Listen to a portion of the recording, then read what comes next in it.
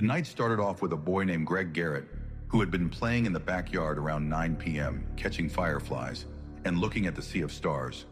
While attempting to catch the next firefly, his pursuits were soon cut off quickly by what is now known as the Enfield horror. While Mr. and Mrs. Garrett had been watching TV, young Greg burst through the back door crying and acting hysterically. He began to relive what just happened. A monster about 4 or 5 feet tall, tiny arms with claws, a slimy gray epidermis, 3 legs with accompanying claws, and big red eyes the size of flashlights attacked him. Greg's tennis shoes were torn to shreds, claiming it occurred when the monster ran past him and stepped on his feet. Mr. and Mrs. Garrett were extremely concerned as Greg was not known for making things up. They just couldn't wrap their head around what he was telling them. The exact moment this situation was going on, the Garrett's neighbor, Henry McDaniel, and his wife were returning home. They found their 2 children in an absolute panic. The children claimed the thing had tried to break into the house through the door and a window-mounted air conditioner moments earlier. As Mr. McDaniel was listening in disbelief, he heard something, an unusual scratching sound at the front door. McDaniel assumed it was a stray animal and opened the front door. It was at that moment he came face to face with the Enfield horror. He stumbled backwards, slamming the door. Grabbing a flashlight and a .22 pistol, he threw the door back open and got another glimpse of the demon. His description of the grotesque creature was identical to that of Greg Garrett. Later telling police, it had 3 legs on it, a short body, 2 little short arms coming out of its breast area, and 2 pink eyes as big as flashlights. It stood 4.5 feet tall and was grayish colored. It was trying to get into the house. McDaniel opened fire on the monster, but while he was positive he hit the horror, the bullets did not cause any mortal damage. He stated it hissed like a wildcat and jumped away, covering 75 feet in approximately 3 hops, disappearing past the railroad tracks. This is what I think of when I hear the door opened to a creature nobody has ever seen. Photo credit, Close Encounters of the Third Kind, Columbia Pictures, all rights reserved. McDaniel immediately called the local police, but the Illinois State Troopers showed up on the scene instead. The troopers searched through the area but found no sign of the Enfield horror. They did, however, find scratch marks against the siding, which appeared to be fresh, and scarily enough they found footprints, 3 of them, with long claw markings. 2 of the footprints were about 4 inches wide, with the third one being slightly smaller. The troopers were puzzled as nothing they had seen could have made those footprints. The McDaniel children claimed the monster tried to get in through the window. Photo credit, Lauren Coleman, 1973. On May 6th, McDaniel was startled awake in the dead of the night by the howling of some neighborhood dogs. He pulled himself out of bed, grabbed the gun, and yanked open front door.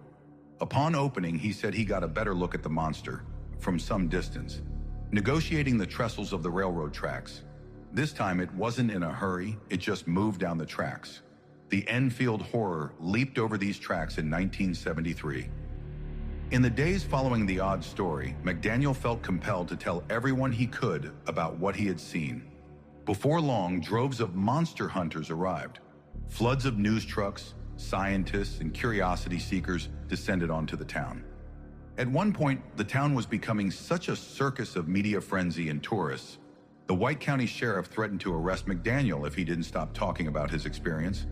At least 5 hunters were arrested and charged after being a threat to public safety after opening fire on a hairy gray thing.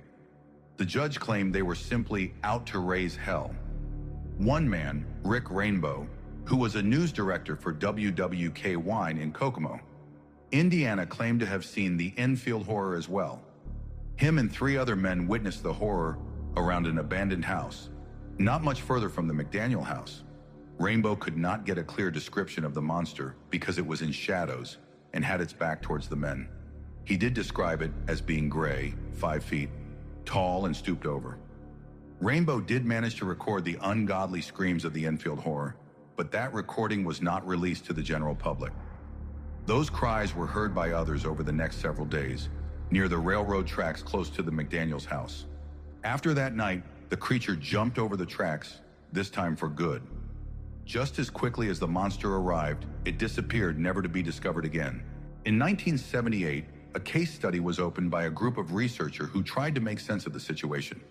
The researchers found that no more than 3 first-hand witnesses claimed they saw the actual monster, but since then, their stories have been exaggerated by local news stories and local gossip.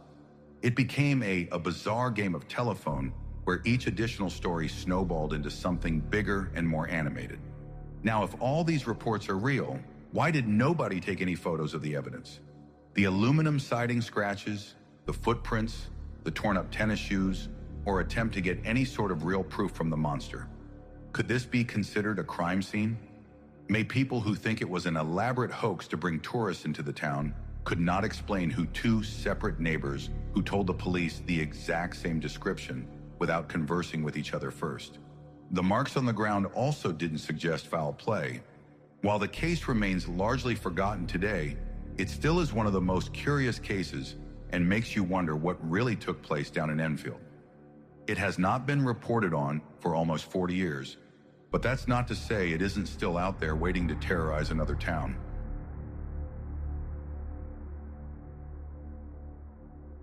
Daniel Brooks never believed in haunted places. He was the kind of person who trusted facts, logic, and evidence. That belief followed him on every road trip he took across the country. In October 2018, while driving through a deserted highway in Nevada, his car broke down just before midnight. The nearest town was almost empty. Only one building had its lights on, an old roadside hotel with a flickering neon sign that read vacancy. The lobby smelled of dust and old wood. Behind the counter sat a man in his late 50s, staring at a register as if he had been reading the same page for hours. Daniel asked for a room. The man nodded slowly, flipping through the register. "All rooms are taken," he said. Then he paused. "There is one room." Daniel didn't notice the way the man avoided eye contact. "Room 302, the man said quietly, sliding the key across the counter. Daniel signed the register, grabbed the key, and headed upstairs. The hallway leading to the 3rd floor felt unusually cold. The lights buzzed softly and the carpet muffled every footstep, making the silence feel heavier. Room 302 was at the very end of the corridor. Inside, the room looked ordinary. A bed, a desk, a mirror mounted on the wall facing the bed.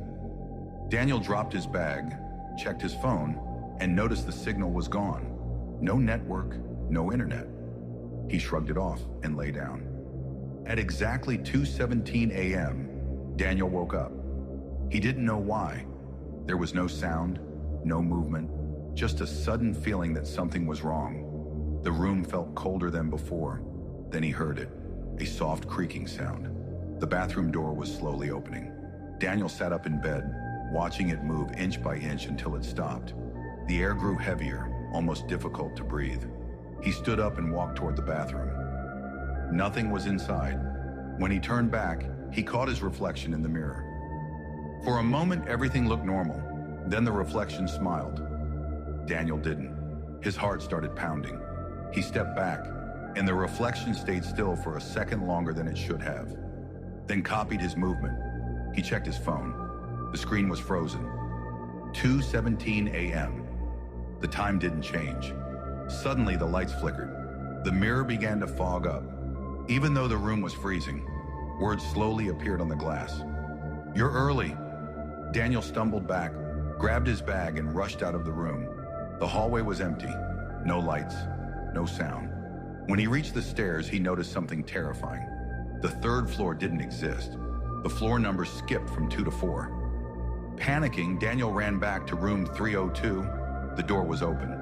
Inside, the bed was perfectly made. His bag was gone. The mirror was clean. The clock on the wall started ticking again. It read 2:16 a.m. Then it changed. 2:17 a.m. Daniel woke up in the bed. Morning sunlight streamed through the window. For a moment, he thought it was a dream. He rushed downstairs and demanded answers. The hotel manager turned pale when Daniel mentioned room 302. 20 years ago, a couple, Mark and Emily Carter, had stayed in that room. They were found dead in front of the mirror. No injuries, no cause of death. The time of death was recorded as 2:17 a.m. Daniel checked out immediately. Before leaving, he glanced at the register. His name was already there.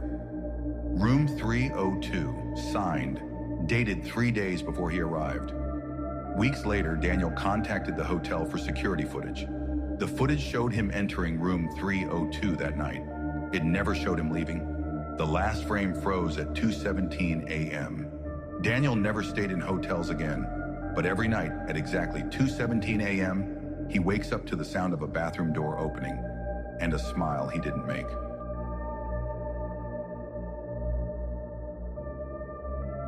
Ethan Walker moved into the house on Blackwood Street because it was cheap. Too cheap for a fully furnished 2-story home in a quiet suburban town. The realtor never smiled while showing him the place. She kept checking her watch as if she wanted the visit to end quickly. Previous owners? Ethan asked casually. She paused. People don't stay long here, she said. That was all. The house itself looked normal. White walls, wooden stairs, a basement door at the end of the hallway that was locked with a heavy metal latch. Ethan signed the papers the same day. The first night was silent. No strange sounds, no cold air, nothing unusual. The second night, Ethan heard footsteps, slow, careful. They came from upstairs. Ethan lived alone. He sat up in bed holding his breath. The footsteps stopped right above him. Then came a sound that made his blood run cold. Someone was dragging something across the floor. Ethan grabbed his phone and turned on the flashlight. The noise stopped immediately. He waited for minutes. Nothing. The third night, Ethan woke up to whispering, not loud enough to understand, not quiet enough to ignore. It came from the hallway. He opened his bedroom door. The hallway was dark, but at the far end, the basement door was open. He was certain he had locked it. A faint light flickered from below. Ethan stood frozen. Then a voice spoke clearly. "Don't come down." The voice sounded exactly like his. He slammed the door shut and didn't sleep for the rest of the night. The next morning, Ethan checked the basement door. It was locked. The latch was cold, as if it had been touched recently. That night, he placed his phone on record and went to sleep. At 3:08 a.m., he woke up again. The whispering returned. This time, he understood the words. He knows now. Ethan stayed perfectly still. Something walked past his bedroom door. Slow footsteps, heavy breathing, then silence. In the morning, Ethan checked the recording. At 3:08 a.m., the audio picked up a clear sentence. "Why did you move in?" Spoken in Ethan's voice. Terrified, Ethan searched the house history. The truth was buried in Old Town records. 5 years earlier, a man named Ethan Walker had lived in that same house. Same name, same age. He had disappeared without a trace. The police suspected he never left the house. That night, Ethan decided to leave. He packed his bags and headed for the front door. It wouldn't open. Every window was sealed shut. The lights flickered. From upstairs, footsteps began again. Faster this time, running. Ethan backed away as the basement door slowly creaked open. A cold wind rushed out. A figure stood at the bottom of the stairs. It looked exactly like him. Same face, same clothes, but its eyes were hollow. "You took my place," the figure said calmly. "Now I can leave." Ethan screamed as the lights went out. The next morning, neighbors saw Ethan Walker leave the house, smiling. The house was put back on sale a week later. Cheap, too cheap. And somewhere in the basement, a phone recording still plays every night at 3:08 a.m., asking a question no one ever answers. "Why did you move in?"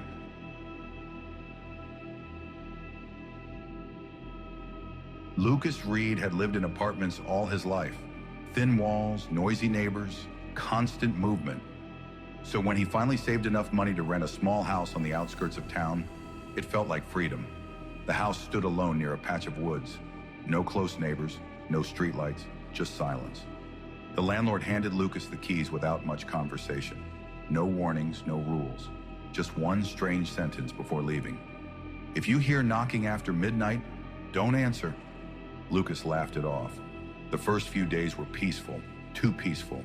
No birds, no insects, no wind through the trees. At night, the silence felt thick, like the house was holding its breath. On the fourth night, Lucas heard it.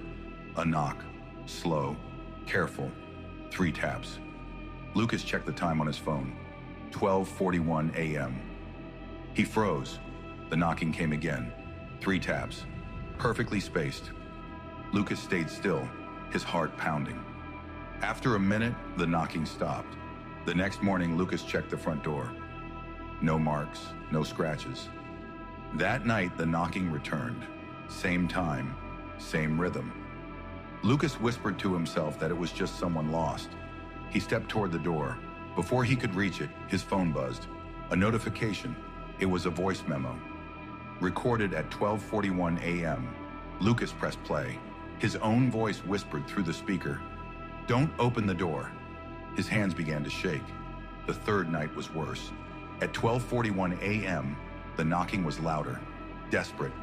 Then a voice spoke from the other side of the door. "Lucas, I know you're inside." Lucas's blood ran cold. The voice sounded tired, scared. It sounded exactly like him. "I just need to come in," the voice said. "It's cold out here." Lucas backed away slowly. The voice grew angry. "You opened it before. Why not now?" Lucas screamed and ran to his bedroom, locking the door.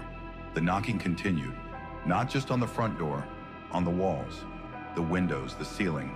At exactly 1 a.m., everything stopped. The next morning, Lucas searched the internet.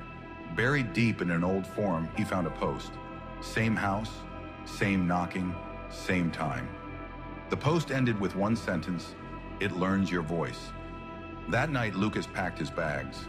At 12:40 a.m., he sat in his car, engine running. He watched the house from the driveway.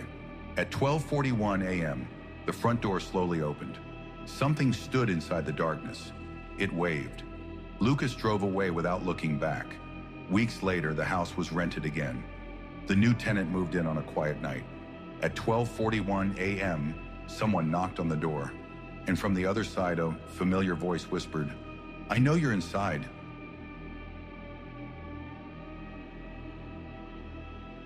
Nathan Cole had always slept with the lights off. Darkness never bothered him. Silence did. That was why he noticed it immediately when he moved into his new apartment. The silence wasn't normal. The building was old but well maintained. 4 floors, concrete walls, at least 20 other tenants. Yet at night it felt empty. Too empty. No footsteps, no doors closing, no distant TVs, just silence.